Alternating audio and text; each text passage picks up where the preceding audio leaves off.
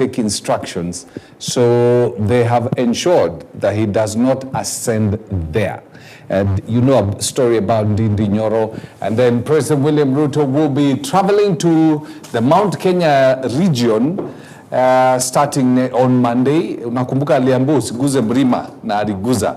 So let's see how that is going to go down.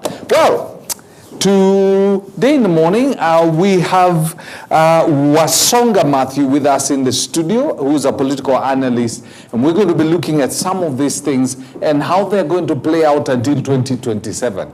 Because we've said it before that this country politics from the first day the president is elected to the last day when we go to the election.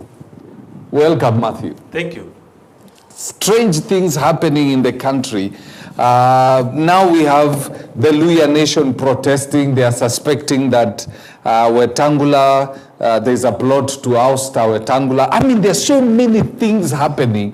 To the Chief of Defense Forces warning Kenyans that they must stop saying Ruto must go. I listened to that and you ask yourself so many questions. This is the first time I'm hearing the head of the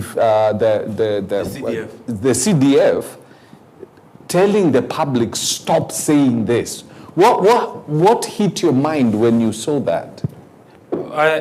Thank you, Fred. I'm happy to be here. I think this is my first time on your show. Yes. And it's look good. Yeah, thank you. Now, I would say strange things are happening. Yeah. As you put it. They don't shock you.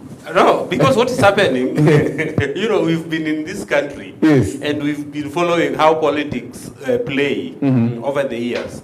So I don't see any strange thing. It's just like they're just trying to reform and reform the next, you know, it's like a culture that after every election, there will be some kind of formation and reformation around the political arena. So it's not strange. Now, coming on the question of the CDF, Chief of Defense, I find it a bit strange. Because first, from where I sit, I did see, you know, the Chief of Defense will also come out when when they feel that the security of a country is at stake, or even that the government faces some security threat, of which up to this point I haven't seen any. But we would have expected him to speak when the Gen Zs... Exactly. When the Gen Zs stormed Parliament, we expected him to speak, because, you know, it was some kind of a revolution. But maybe after this statement, when he said that people must stop saying the must go slogan, I just think that maybe he's thinking that we might see the reoccurrence of what happened during the Gen Z demos. And maybe he might think that if this thing starts again, the Gen Zs and Kenyans might come again, reorganize themselves, and maybe end up into some kind of revolution, and maybe overthrow the government, because you know, people's power is always bigger than any other thing. So maybe that is what the CDF might think along that line, as far as this must go thing is concerned. Isn't it interesting, the fact that even in places where politics has nothing to do, where the young people are gathered, where you have so many people gathered, all of a sudden, the chance of Ruto must go starts ringing, and you wonder, okay, where is this coming from? I think the big question here, Fred, should be to the government. The handlers, for instance, during the Harambee Stars Gabon game in Nyayo Stadium, the stadium went up on Ruto must go slogan. Why must this thing continue when president is surrounded with so many advisors? What are they advising the president on? Because I think this will send some kind of message to the president that the people you are leading are not happy with what you are doing, and at least you need to change on how you are doing your things. Because it cannot be that everywhere you go, even if it is political, but I don't find it, how can someone organize a group of people in every little, you've even seen it in clubs. Yeah, So just people go out to enjoy themselves, then they will start going, Ruto must go. Including graduations. Yes, there was a time it was even in churches, if you can remember, Yes. at the height of the Gen Z Gen Z yes. demos. So I think that those who are around the president should now advise the president and tell the president, look, Mr. President, as much as we are trying to make things work, but the people are not happy. So at least we need to make some changes that are centered on the service delivery to the people, so that at least the temper of the people can now be cooled down. Yeah. The president's supposed to head to Central starting next week. Yes. And in the course of this week, he made changes to his cabinet. And one of the people who was kicked out is J.B. Muturi. This was kind of coming, but at the same time, I read J.B. Muturi was almost poking the eye of the president, telling him, you fire me. As for the case of J.B. Muturi, it was not a matter of if, but Yes. it was when. Yes. Because, you know, when now J.B. Muturi, maybe because of the reason best known to him, he's now decided to be opposition within the cabinet. Yes. So it was not a matter of if, but when. But the big question many Kenyans will be asking, Fred, is that when we see these changes, not only did the president do some changes at the cabinet, but also the PSS, if you can remember. Yes, yes. I was trying to ask, are these changes aimed at service delivery or are they just for political settlement? Okay? The president, if the president now wants to make some changes within the cabinet, it should not concentrate on more of a political thing. Because what I witnessed on this cabinet reshuffle, I don't see any kind of service delivery.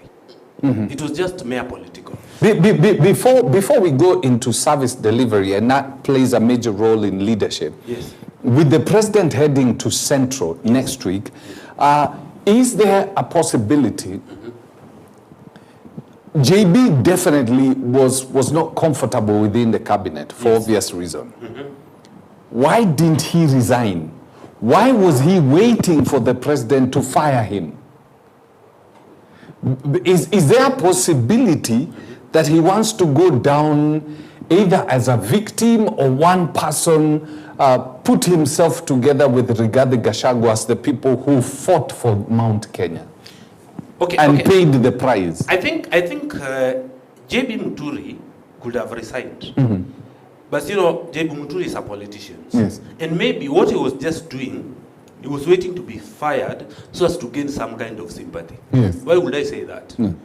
If I'm working today at EBN and I see the management, how EBN runs their things, is opposite to what I stand for or what I believe in. The best thing I will do is I will tell the management, you see guys, I'm happy for the time I'm spent here. I'm happy for all the time we spend together. But at this point, I can't continue working with you guys. So I beg to leave. Why should I wait to be fired?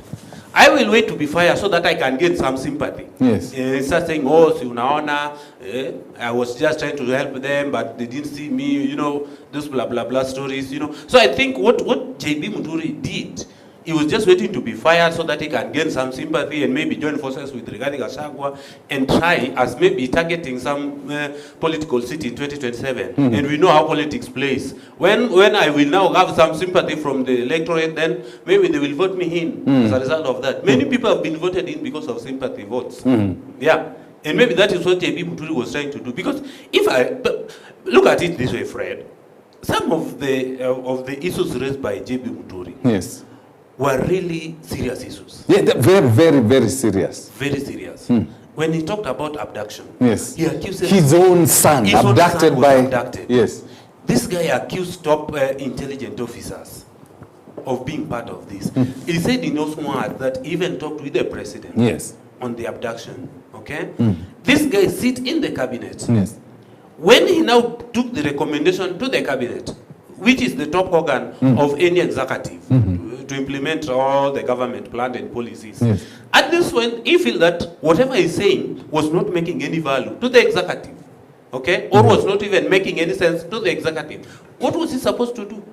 He should just walk out and say, okay, guys, Kenyans, I was appointed or to serve you, but at this point, I can't work with you guys. The same thing the former deputy governor of Nairobi did when he was serving under Mike Sonko, this guy. This deputy guy. Yeah, I remember his I'm forgetting his name. He walked out and said, I can't said work that I can't this work guy. with this guy because what I stand for, why I want things to be done is the really opposite on how this guy works. So I can't work with this guy. He resigned. Yeah. So what was so hard for J.B. Muturi to resign? It's not been a culture within the leadership of Kenya to take this kind of action. Yes. If it's not working with they say, I would rather die than resign. And that is why we get it all wrong. Yes. Right? That is why we get it all wrong. That is why even how we now start to question the kind of leaders we have. Because why would you stay somewhere?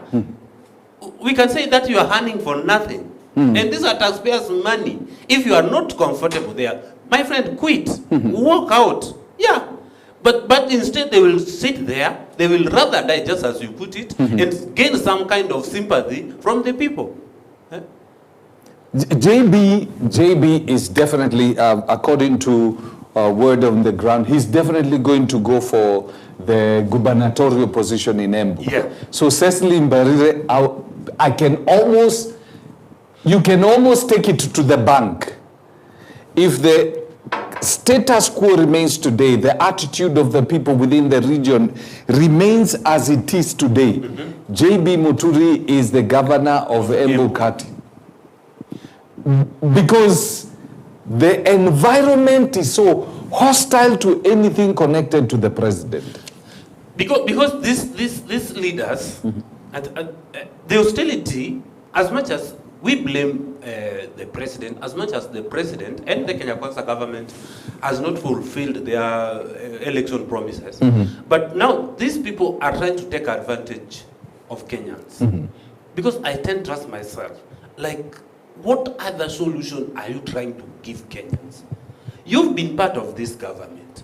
You've been complaining about the same government you are part of. How did you even try to offer solution to that government? When the government decided not to listen to whatever you are saying, you still decided to stick to the same government. Who are you fooling, my friend? Don't you think someone is playing with our mind? Yes. Then you come and tell us that I would rather not resign. You don't want to go and you don't want to stay. Where are you? Why can't you just decide on one thing and do one thing? Because this is a situation whereby I don't want to go staki kuenda staki kuka. Where are you? You know, you cannot be hot and cold at the same time. At least. How do you see now with JB gone? Obviously, Rigathi Gachagua now perceived to be the kingpin of the area.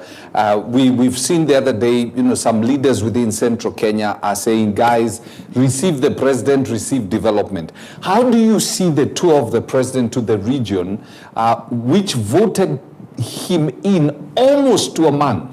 It's only that this, for the first time, Raila got a million votes within the region. And now people are so opposed to the president. How do you see this tour going? Okay, first, it's no doubt that Mount Kenya region voted for Ruto. In fact, I can say that more than 50% of all the votes President Ruto got in 2022 came from Mount Kenya region. Yes. No doubt about that. But now, what happened is that when Rigathi Gachagua was impeached, the bond between Ruto and Mount Kenya somehow broke.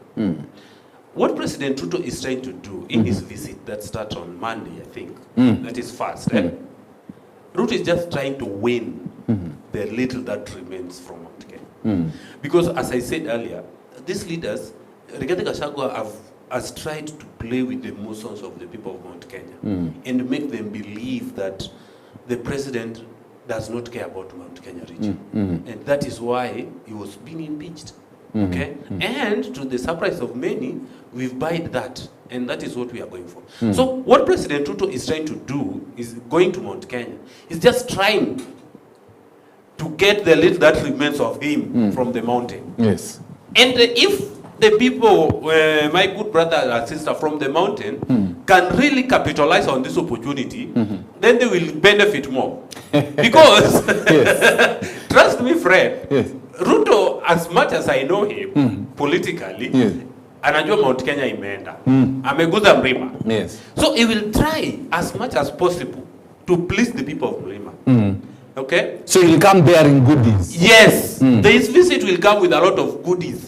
So that it can tell the people, Sijawaacha, you know, I'm still with you guys. I still care about you. Yeah.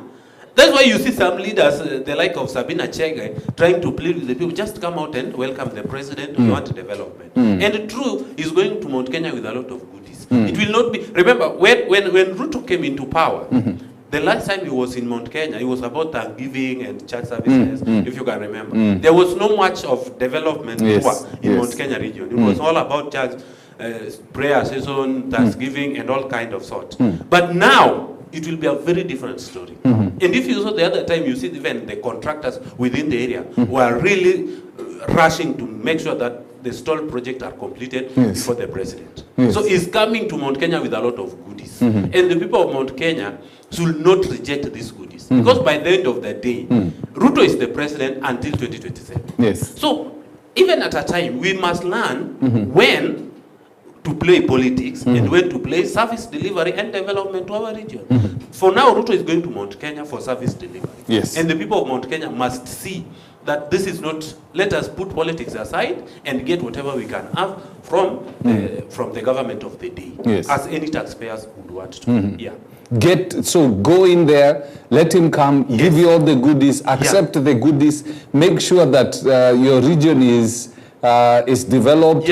When the time for the election, if you don't like him, when the time comes, then we'll now talk about politics at the right time. Because by the end of the day, any Kenyan, any person will want that development from any government. Okay?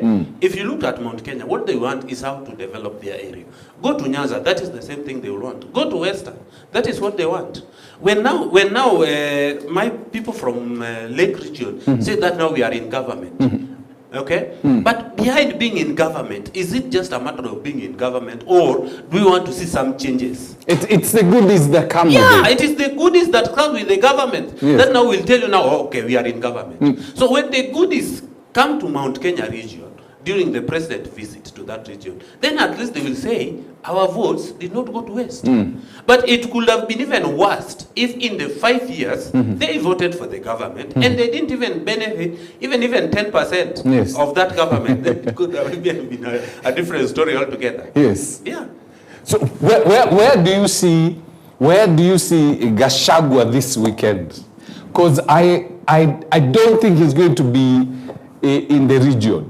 Of course. There will be no much of his activity within the region. It will be maybe out of that region. Probably he'll come to his brother Kalonzo Musyoka. Maybe, and we'll wait for him. Maybe on a Sunday when yesterday he was in Kiserian, Kajiado. So maybe the whole of this week there will be little activity of Rigathi Gachagua within the region. He will. What I know what Rigathi Gachagua is now trying to do, will now put his men to observe. It will now be a wait and see situation for Rigiji. Let us wait and see. There's something that has been happening within that region. We have seen the resurgence of the criminal gangs like the Mongiki coming, because anytime you see Maina Jenga, it doesn't matter whether he calls himself a pastor, a bishop, archbishop, archangel, whatever he calls himself, the moment I see him, I cannot divorce him from the Mongiki. And unfortunately, every time he appears, he does not appear in a very peaceful environment. So the pastor, archbishop, bishop, archangel titles, they just don't fit, even if he calls himself the Pope. Even if he decided to call himself the deputy. Even if he calls himself the Pope. There's just something about him. It looks as though there is a resurgence of this group, which is not good in the region. The people will now resist such groups because I don't. When there is chaos, wherever there is chaos, then you don't expect any kind of development. And I can say for the Mount Kenya region, they've really gone so far in terms of development, or even in terms of business, that even they themselves, they should not allow such kind of group to come back. Because when that group will now re-emerge, yes, trust me, it will be chaotic. Yeah. You know? And it will might try to dilute the effort development they've done in terms of development and as such. So I think they should now try as much as possible not to allow such kind of things to come back again at this time of this, at this era. Because there is no any way you will expect. If today that group will now come in, okay? First, the government will now take the first priority. Now let us safeguard this area. They will send the police and all manner of things. Now this is security issues. So now they will not even concentrate on more of the development. But according to Rigathi Gachagua and some leaders from the area, this group is operating the way it's operating with the protection of the government. Because in most cases, right now, Maina Njenga is a darling of the state. Yes. And so he's gotten some power that he can interrupt the deputy president's meeting. He can interrupt the wife of the former deputy president's meeting. I mean, he just appears, and like Ruto was saying, Isaac, hii mkutano imekwisha. He appears and that happens. Yes. Okay, I think, if this thing comes, remember as it is now, Rigathi Gachagua is trying to position himself as the kingpin of the Mount Kenya region. And is trying to do everything possible to win even the majority seats come 2027. True. And battle it out with the UDM. So if today, the former Mungiki leader, even though you still have your preservation about that. Yes.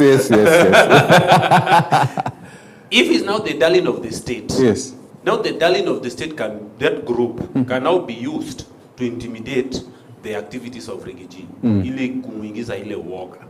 so that he can toe down on his activities. But again, as I said earlier, sometimes we the people, we have a lot of stake, and we are the majority.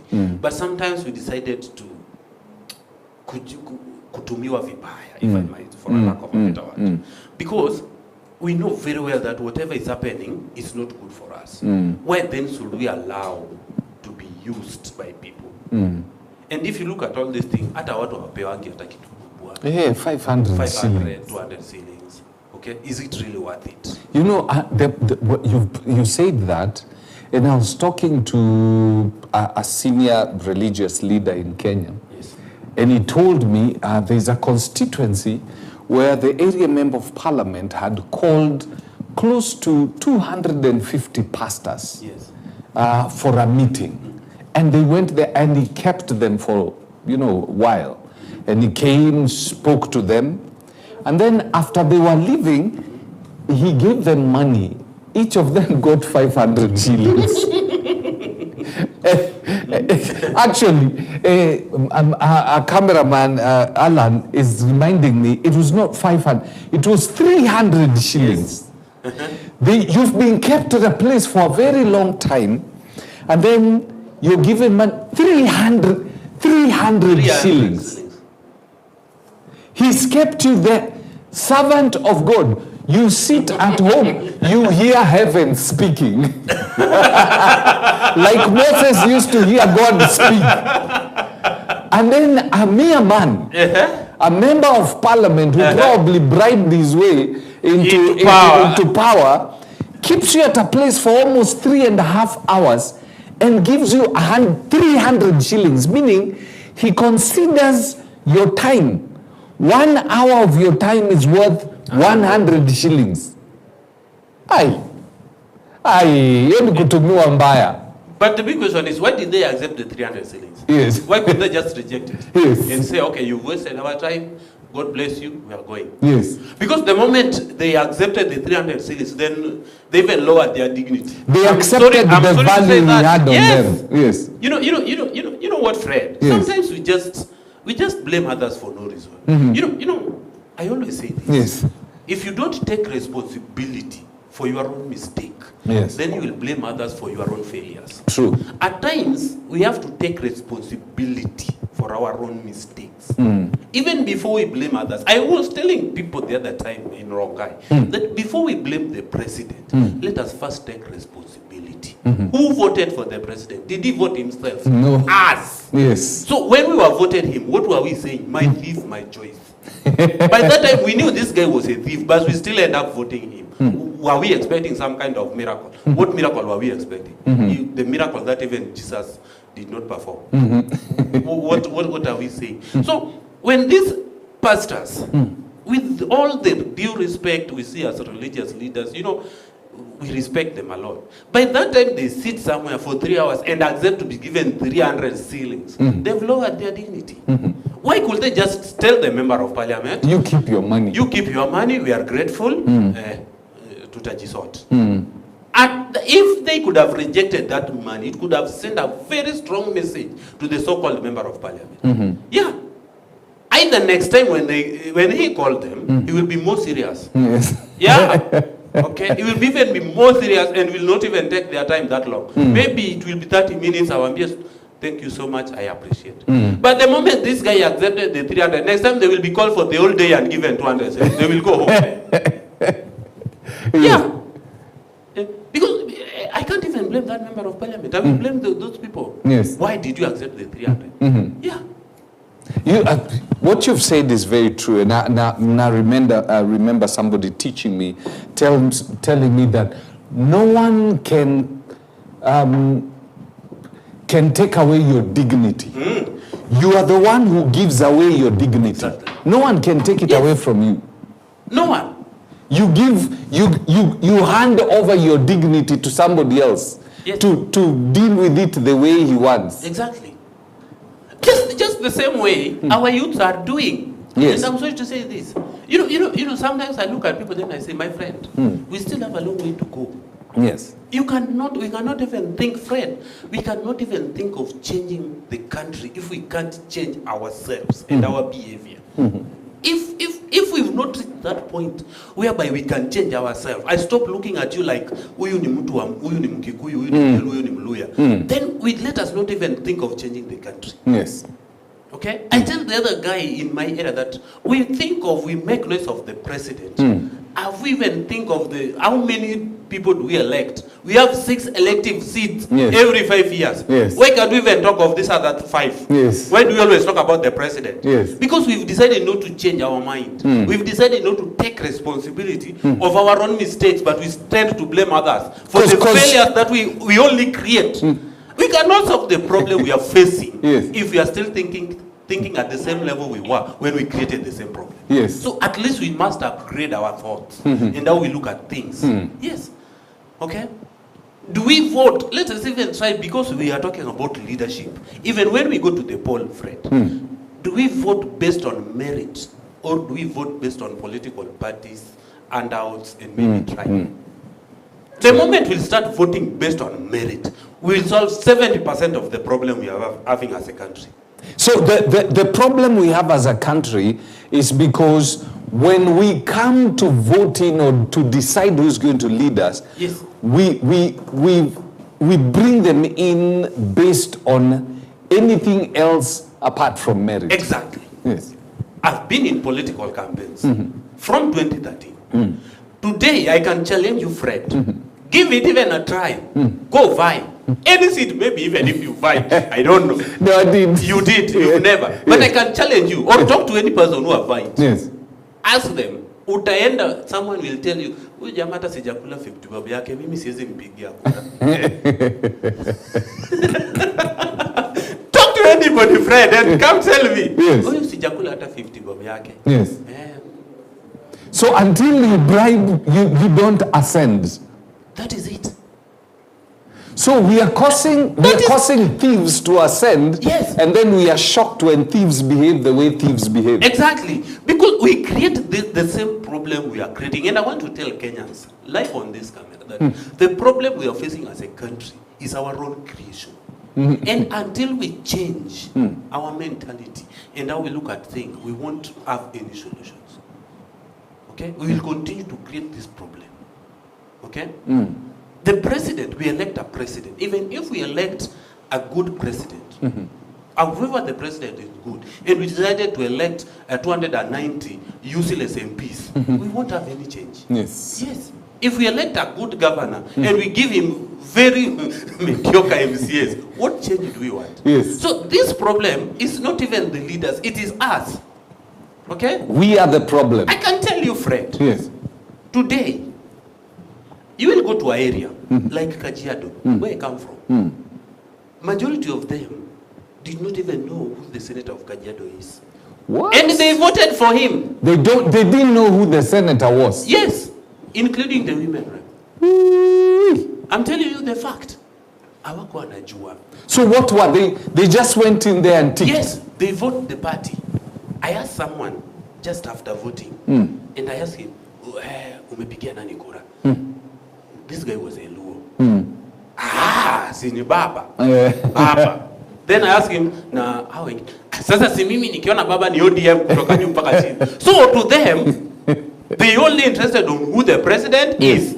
End of business. So when we go to the poll, I will vote the party, my favorite party. Yes. If I'm UDA, I will vote UDA. Kutoka juu mpaka chini. Yes. If I'm ODM, ODM. If I'm Jubilee, the same. Okay? And another factor, I know someone, I know Fred because Fred have given me 200 yes. for the 50 more. So I will vote for Fred. Yes. Wacha nimpe Fred.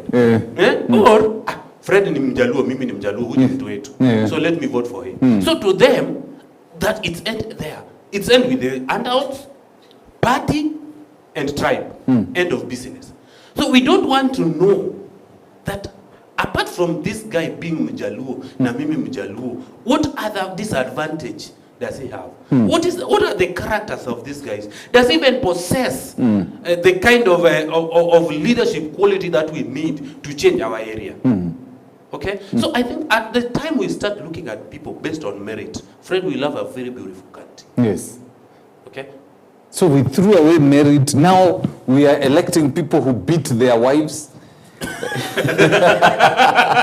We are electing all kinds of people, thieves, people you cannot even trust with your own daughter.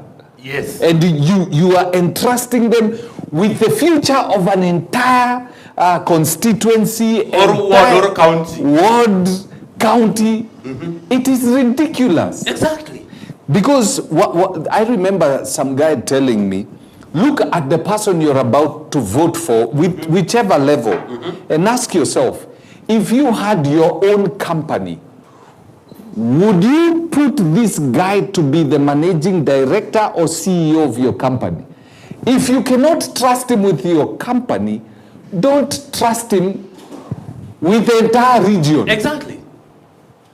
Fred, I think now if Kenyans, we can now start thinking along that line, then maybe we'll have a very beautiful country. Yeah. We'll have a country that everybody will enjoy to be proud of. Yeah. We will, each and every one will now say, I'm proud to be Kenyan. Yes. Yeah. Okay? I want to challenge you. Look at it. If you want to know the kind of people we are, okay? If you want to know the kind of people we are, one of the top performing MPs in Kenya is Ndindi Nyoro. Yes. The other day, Ndindi Nyoro was opening an administrative office in his constituency, Kiaru. Yes. The surprising thing was, even those who would be in that office were not in attendance. Why?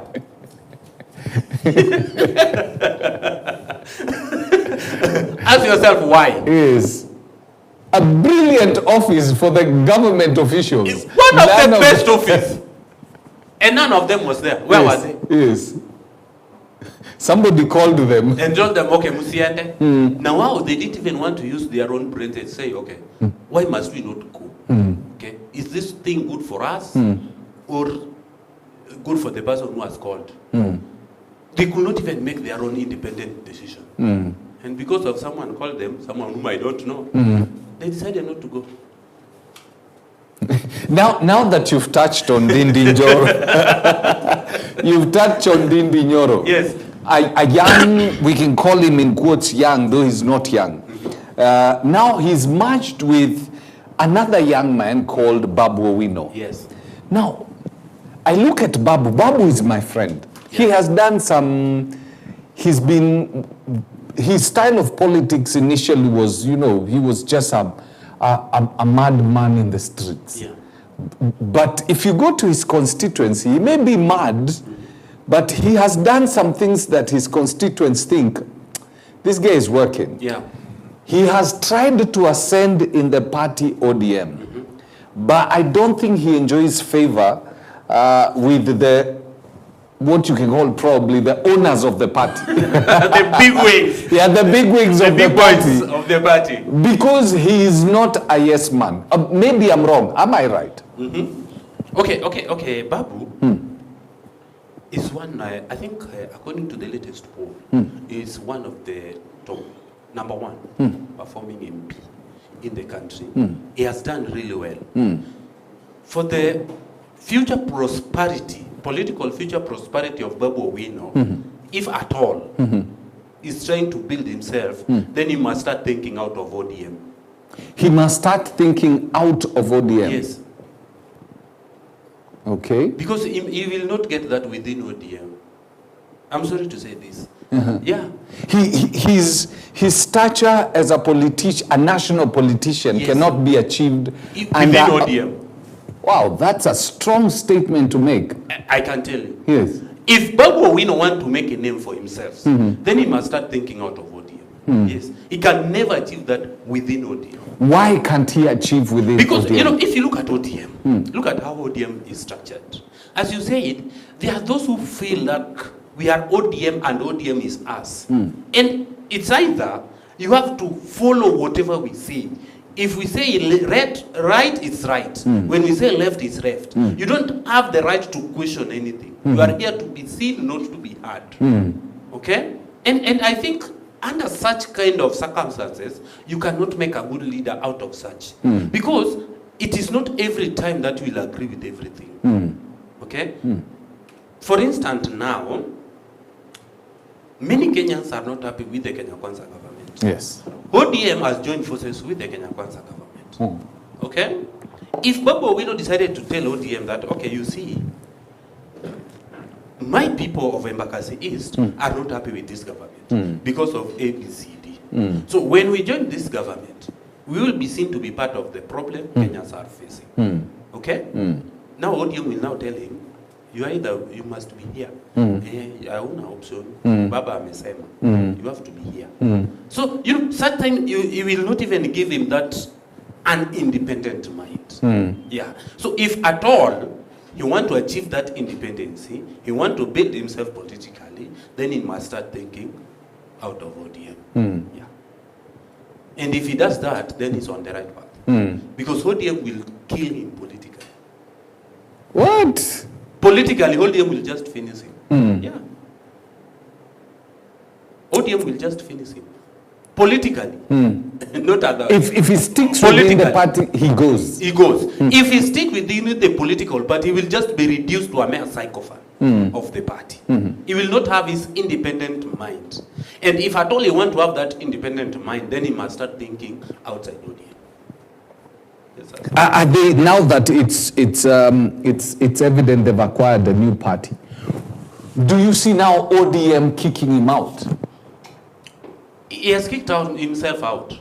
Or he's kicked himself out? Yeah, if you have acquired a new party, then he has kicked himself out. Yes. So there is no any way we'll say ODM will kick him out. He has already gone. Unlike those who wait to be kicked out, yes. Now he has decided to kick himself out. Yes. Yeah. Because, you know, our constitution does not allow us to belong to two political parties. Yes.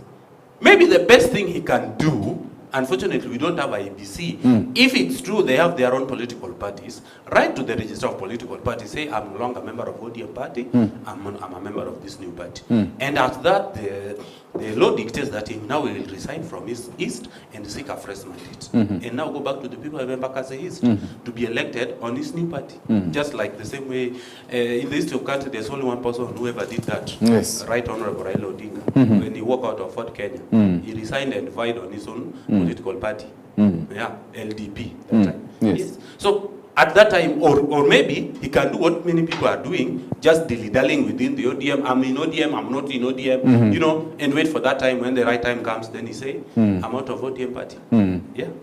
Wow. Edwin Sifuna, because I'm seeing now Babu Owino Ndindi Nyoro. Yes. Sifuna has been very uncomfortable within ODM. Yeah. He looks like a man who is sitting on a chapati pan, a very hot chapati pan within ODM. Everything else, he's not going the direction they are going. Sifuna doesn't, Sifuna, what is keeping Sifuna within ODM is his position within the party.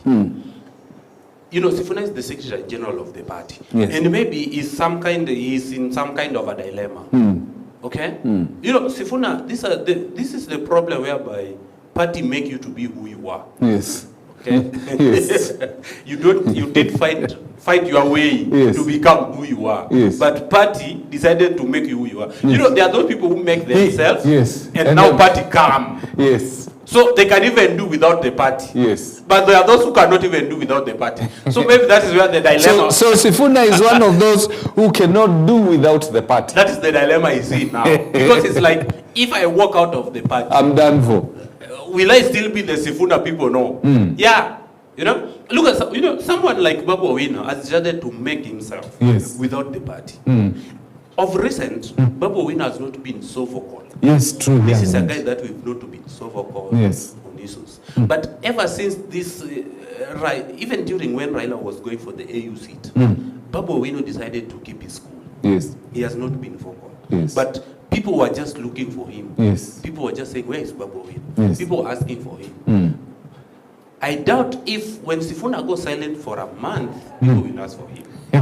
I really doubt That's that. a bad sign. I really doubt that. Yes. Because if Sifuna actually does not agree with the policies within the ODM party and what is happening currently within the party and their new friendship with UDA, then he could have walked out or maybe take a step backward, like Babu Owino did. Yes. But we've not seen him doing that. Okay? Yes. He decided to become opposition within the party.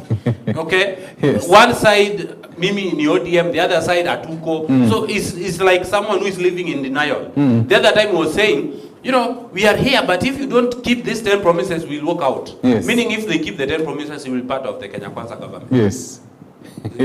So you see? but someone like Babu Owino, now if you are comparing these two leaders, Babu Owino make it from the word go. Yes. And I even seen one day he was talking to a local radio station within the royal media. Right? Yes. And he says that the only person that maybe Naogopa, I can't face him one-on-one, is Raila Odinga. Because he's my political father. But not any other guy. Hao wengine tunamenyana. Yeah. And if you hear Babu Owino saying that, I respect Raila so much, and being a state elder, I will not want to have some kind of differences with him. So between me and Raila, there is a lot of respect. I give it to him. But these are the people. That's where it ends. That is where it ends. Yes, as far as ODM and me is concerned, that's where it ends. Yes. So this is a guy that can take his decision and stick with it. But can Sifuna do the same? The other day, Sifuna was on denial saying that ODM and Kenya Kwanza is not there, blah, blah. And when ODM and UDA were signing the MOU thing, he was the first person to be at KICC. So, not see him, right? He was there. He was there. Yes. Okay? Yeah. If today Sifuna think that is not happy with this government. Has just been, and this is a guy that has been all over all media. Yeah, he's been very vocal. Very vocal against the Kenya Kwanza government. Let him resign as the Secretary General of ODM Party. Yes. And say that, let me just be a member of ODM Party. I'm not the Secretary General. Yeah. Because yesterday, if he say otherwise, we'll tell him, and you signed that thing as the Secretary General. Where were you? You are the one who signed this. Yes. Yeah. So at least he must be responsible Yes. with whatever he's doing. Yes. If he's not comfortable, as he said, Eri ni kufe, but sit and talk. Let him walk out. Let me ask you. Yes. The dalliance or the bromance between President William Ruto and Raila Odinga. Yes. Have you seen a change? From the time, it's been a while since I went to Luo Nyanza, Kisumu. Yeah. Have things started changing in the sense, are you seeing tractors on the ground, construction things going, are things changing on the ground? The last time I saw CS Wandai coming to launch this last mile electricity in my village. Oh, really? Yeah, in my village. So I think it's a good thing. and also we can say that Jaramogi Oginga Odinga Hospital was upgraded to a national status. Yes. Yeah. And that comes with new things when you are upgraded. And also Madaraka Day is going to but okay, on another thing, I think ever since this marriage between these two gentlemen, these two political parties, I think it is just we give them time. The government policies are that they cannot be implemented in a day. True. So at times we need to learn to be patient enough and give them time and see what they can do. Maybe after 1 year, after one financial year, now we can start complaining. Yes. That is what I can say for now. Because as it is now, it's too early. Okay? Even if there were some roles that were to be done, then there must be budget for it. Procurement has to be done, the entire process. This is something that cannot take a day or two.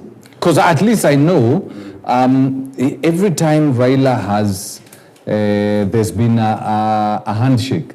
First with Kibaki, then with Uhuru, and now with Ruto. Every time that has happened, people can say whatever they want to say about Raila Odinga. But there are some, you can see things on the ground. Things happen on the ground. Yes. Remember when they did with the Moi, Kisumu became a city. Yes. With the Uhuru, we see the upgrade of Kisii, Sirare Highway. Yes. It was well done. Yes. And also we see some work going on within Kisumu. Yes. During his time as the PM, we see some few changes here and there. So it's with him and Ruto, I will now say that it's still early to judge. It's good we give them time. At least a year. Then after 1 year, maybe by the end of this financial year, 2025, 2026, now we can start complaining. But for sure, William Ruto has become a darling in Luo Nyanza. Not as such. I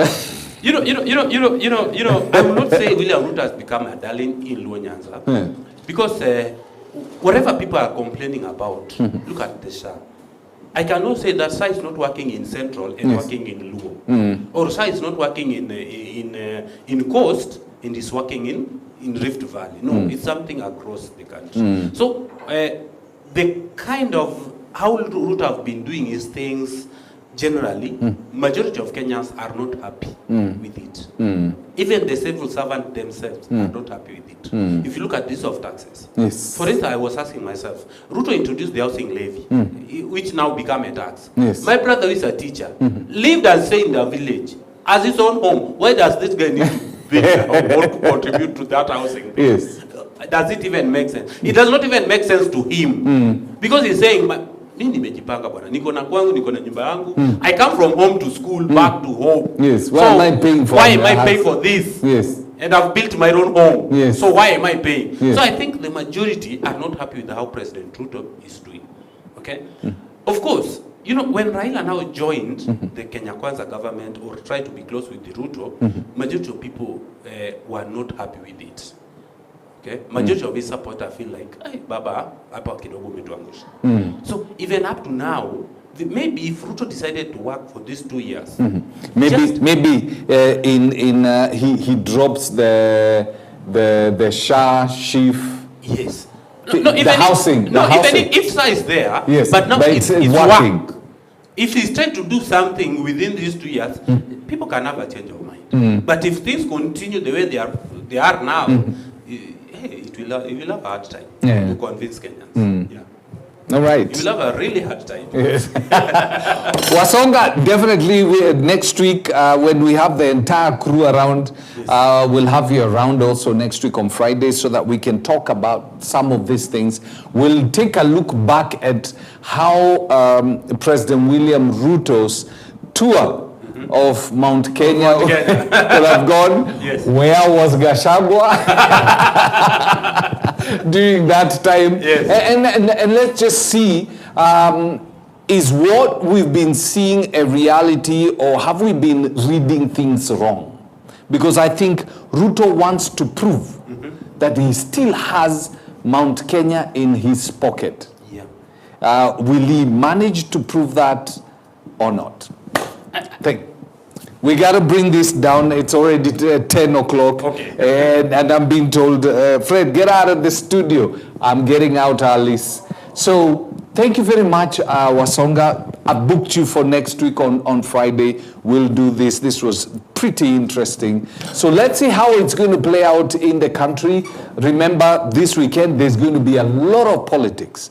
And I know for sure regarding Gachagua, this weekend we'll go to different places trying to preempt what is going to happen next week. There's going to be a lot of political things. But remember this, it is not the politicians of this country are not the ones who determine how things are going to go. It is you. I like what Wasonga has said. He said, blame yourself. Everything that is going wrong in this country started with you and I. We are the ones who voted the people who are making the decisions. And we voted some of them knowing very well that this man is a crook at home. And we expected him to get to national level and become a saint. It cannot happen. So we have to decide what kind of leadership do we want. Once we have decided that, we become sticklers for our principles. If a guy can't govern his house, forget it. He will not govern the country. He will not govern the ward. He will not govern the constituency. Neither will he govern the county. So we did this blunder. I just hope 2027 we are not going to do the same blunder. There are areas that will have an opportunity to vote in leaders before 2027. Let's see what they are going to do once we have the IEBC in place. All right? Awesome stuff. Great having you on board. Thank you very much, Wasonga. Thank you. We see one another again on Friday, same time. Do have yourself a lovely day. Hey, nimegonga sana.